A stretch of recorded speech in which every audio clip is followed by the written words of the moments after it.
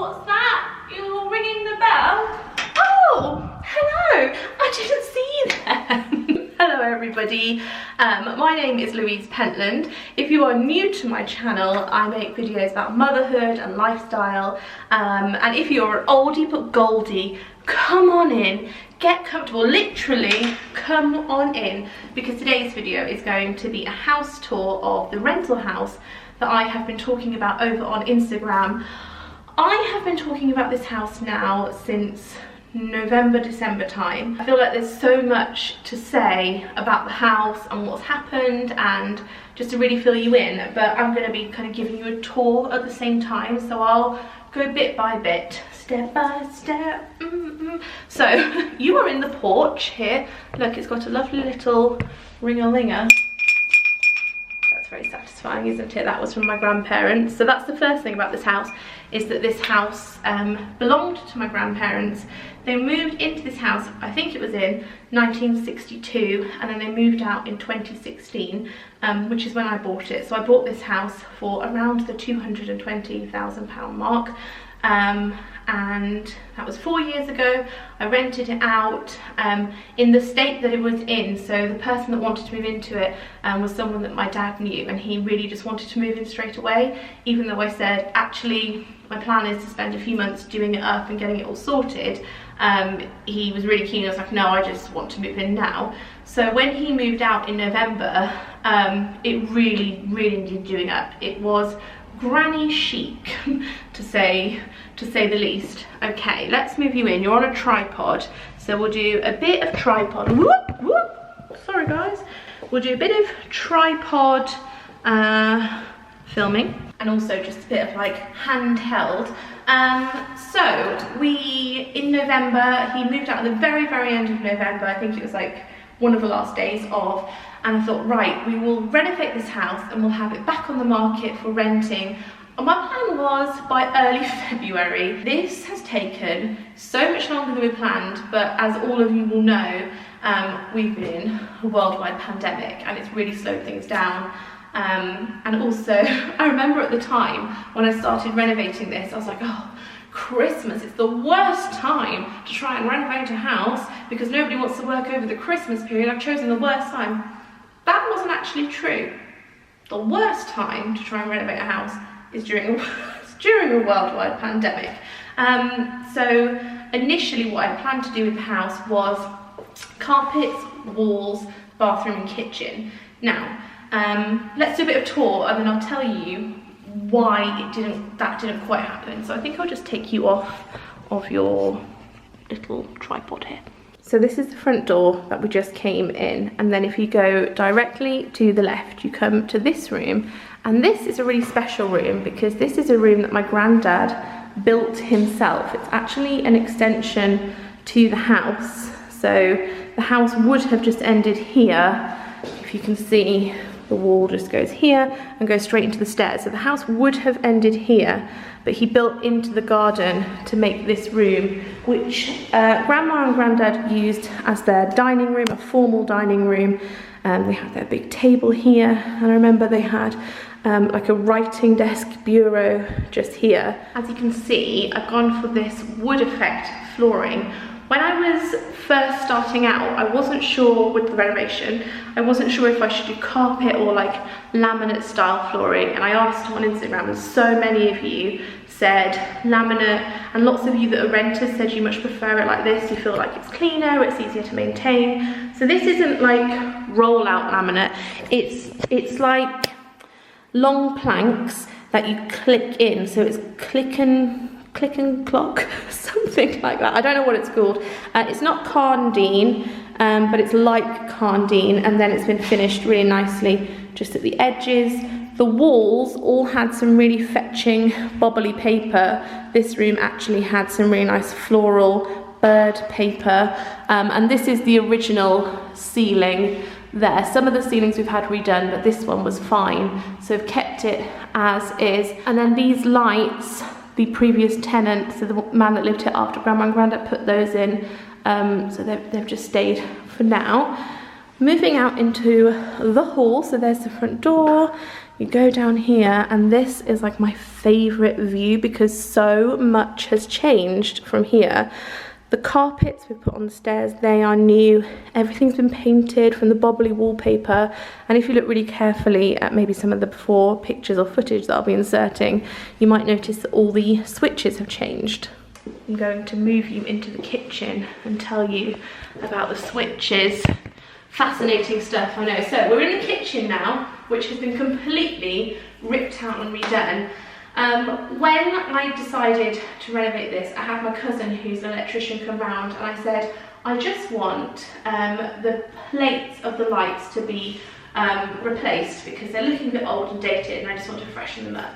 So that was further than I thought it was going to be.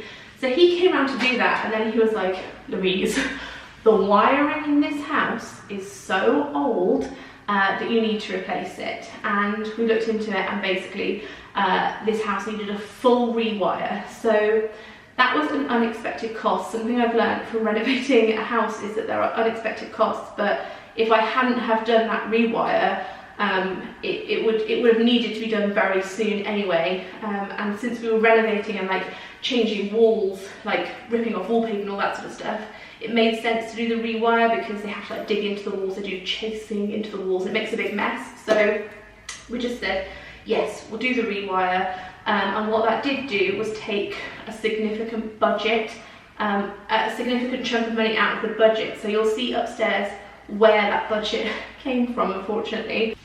So the kitchen is all from Wickes, and I went in December to look round. I don't really know why I went for Wickes. I think it's because it was a choice of, I thought, oh, Wickes or B&Q just kind of sprang to mind as people that do kitchens. The only experience I have with having a new kitchen is when I moved into my old house in 2009, we ripped the kitchen out in there and had a new one put in, and I bought that one from IKEA. And a family friend fitted it for me, and I remember it costing about £5,000 for all the kitchen bits, and then the fitting, the labour the family friend did for us. So I had really misbudgeted how much this kitchen would cost. I was thinking like maybe £8,000 or £9,000 for the kitchen. So we went to Wickes. I think I chose Wickes because it was closest to where I am. And Liam and I, we were going to look at B&Q and Wickes, but then we were just happy with Wickes. I would say shop around, like work out what's the best deal. But at the time, I was thinking I really need a quick turnaround on this. Today we have a day to get things done. I'm just going to go and book it now. So we went there, and I basically was just like, hi, I need a kitchen, please. And there's two ways you can do it. You can either measure everything up yourself, and then you go into the shop and they have like aisles.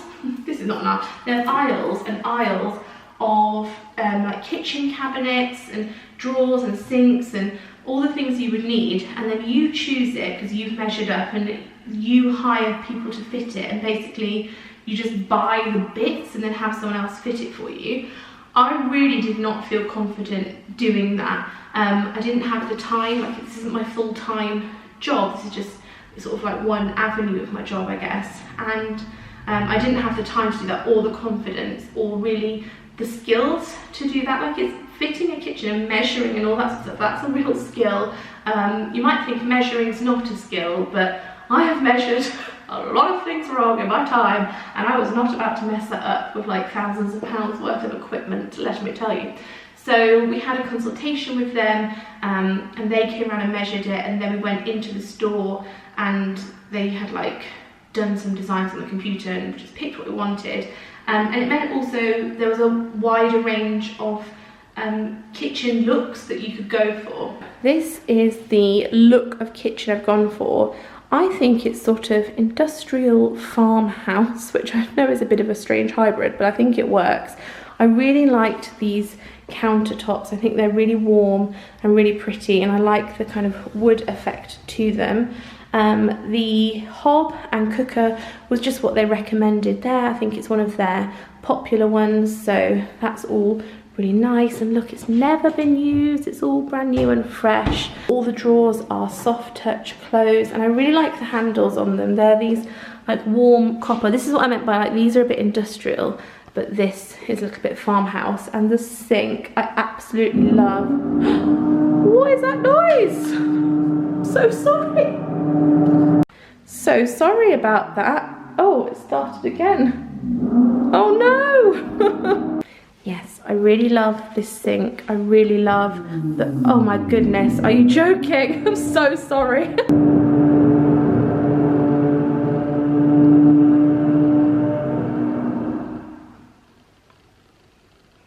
Maybe the end. Let's continue. In the old kitchen, we had the hob and cooker just here, and this was just cupboard space.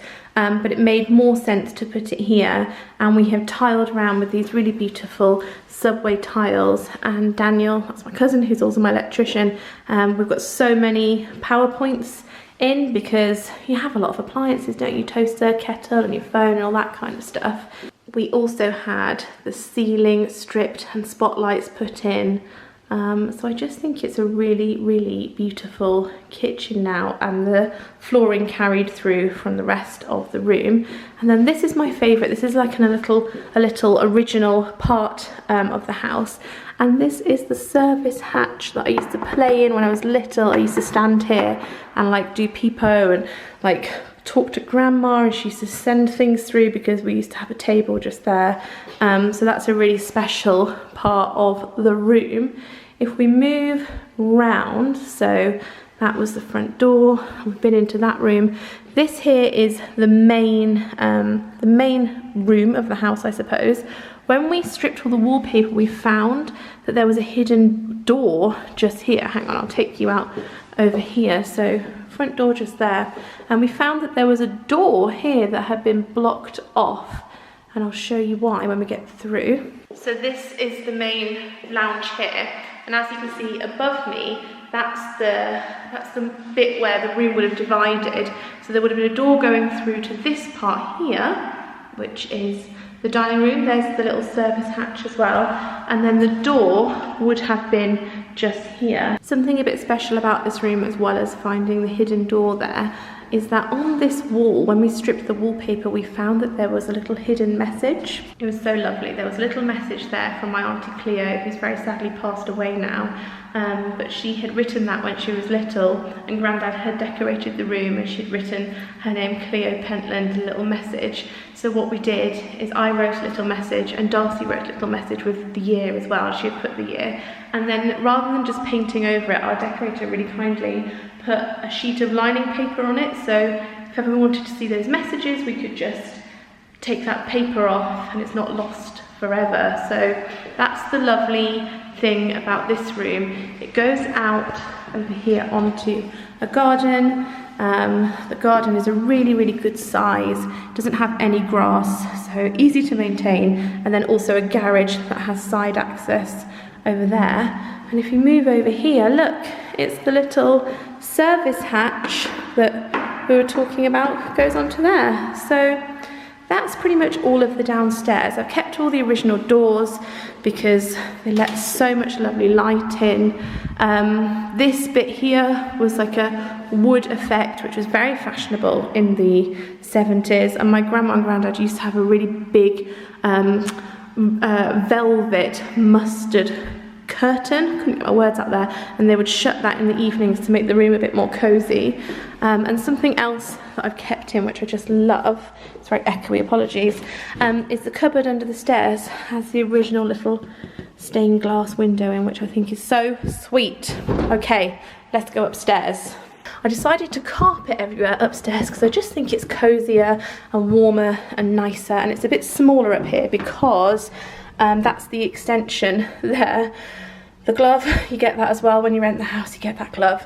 But this is the landing. So new sockets everywhere upstairs as well. This room is the box room here, and you might remember from Instagram, I had a picture just here when it was all not looking like this. I've carried the same grey through upstairs and just had everything freshened up, like the radiators. Oh, it's not focusing. The radiators and the skirting boards and all of that, and then lots and lots of sockets. This box here is covering pipes and, you know, stuff that has to be there. So this room would be perfect for a young child, so you could have a toddler bed, or if you wanted to, the length of the room is enough to actually fit a single bed, or if you really wanted to, you could fit a double bed, but then you wouldn't have a lot of space for much else. So this really is a box room. So this is the smallest room of the house, but we move over here to the left and this is the biggest room, bedroom of the house. So this was actually Grandma and Granddad's bedroom when they lived here, and they had their bed just here and 2 bedside tables, and then just over here was Grandma's little vanity unit, and she would look out the window, and that goes onto the front of the house. I spent lots of happy times sitting on my grandma's bed and talking to her, and I don't know, it's just so strange to think that this room was such a special room in my life. And my grandma's bedside table was here, and she had a little picture of my mum, even though Grandma is my dad's mum, and she said to me, I always say night night Jane before I go to bed. And I don't know if she did actually do that, but it used to make me feel really special that someone was remembering my mum before they went to bed. They had fitted wardrobes here. I've actually removed the fitted wardrobes because they were kind of dated, and I thought that new tenants would prefer the space over sort of dated wardrobes. They were very kind of 1970s. So now there's loads of space here to put wardrobes or chest of drawers, and again lots and lots and lots of sockets all around the room. And I'll take you into the 3rd bedroom, which is this one here, and this used to be my dad and his brother's bedroom, and this also, when I stayed here, sometimes I would stay in this room. It had 2 single beds. It was very old-fashioned, but now, I mean, there's not a whole lot to say about this room. It really just is a great big box. It's a big square, but it's a good size. And again, we've changed the ceiling because they had these, like, I don't know what we call them, like polystyrene tiles. Has anyone ever been in a really old house with those? So they've all been ripped off and it's been painted and really freshened up. And I just think it's so nice to have this blank space. Thought I would take a couple of minutes whilst I'm upstairs and it's good sound, it's not echoey, to tell you about how we found tenants for this house. So you may remember on Instagram I said that I really want this house to be somewhere special for someone. I want it to be a home, not just a house. And this house for me was like a safe haven. I had a really traumatic childhood, and my house wasn't always a safe place for me to be, and I would often come here and Grandma and Granddad would look after me, and I always felt so secure and happy and safe here, and I wanted other children to feel that way in the house. I feel like this house is a family home. Also, I made the decision that I didn't want to charge full price for this house. That's something that I'll talk about in the other video, but there's lots of reasons why I didn't, but primarily because I wanted to be able to have a young family in this house, and typically for a house of this size, the price would be really high, and I think that would price out a lot of young families that are on the rental market. It's a lovely area, they've got good schools, a really great park nearby, it's a nice safe area, so the price for it could have been higher, especially with the updates that we've done, but I decided to not do that because, I don't know, I think you've got to balance ethics with how much money you want to make, and success isn't always about money. But then of course it's really easy for me to say that because I don't have a mortgage on this, and I have other streams of revenue, like with social media and books and things. So I realise I'm in a very privileged position, that I can make those choices and not everybody can. But we'll talk about that more in another video. So I rent this out via an agency, which is what I did before, and I went to them and I told them what I wanted, that I wanted a family, I'd be happy with any sort of family, any kind of family dynamics. The last thing I'm going to show you is where the budget ran out. So as I said, I didn't think the kitchen would be as much as it was. I think it was around the £12,000 to £13,000 mark, and then the rewire was a few £1,000s, and then the flooring was a few £1,000s, and then all the work on the walls was a few £1,000s. By a few, I'm talking kind of like between the 3 to 5, closer to 5 really, for each of those things. And so what I did not have left in my property pot was the bathroom. Now, the bathroom is the best thing of the old house, so it made sense to keep this rather than the kitchen, because the kitchen really needed updating. Everything here still works, it still functions absolutely fine, and it's, you know, clean and in good condition. It's just that obviously this isn't the most modern of bathrooms, and it's not like an Insta bathroom, is it? But when I moved in and I assessed like what needs doing, this was the least problematic. It's just, it would have been nice aesthetically to have been able to put in just a really pretty white bathroom with white subway tiles, and that's definitely something I can look into in the future, but because of the rewire we ended up not doing it, and I think it's okay. I think the rest of the house is absolutely beautiful and can carry it all. Look, ah, beautiful. So that is my house tour. I hope that this has been interesting for you. Thank you so much for following on. For such a long time it's taken to get this done, and I put so much on Instagram. There is a highlight bubble on there if you want to go and check that out. And also I'll be making another video in a week or two answering all your questions, and I really will get down into like the money of it and try and give lots of details as well, because I know that's what people are interested in. Good, I'll stop waffling on. If I've forgotten anything, I'll leave it below, and I will see you all for another sensational video next time. Thanks for watching, bye!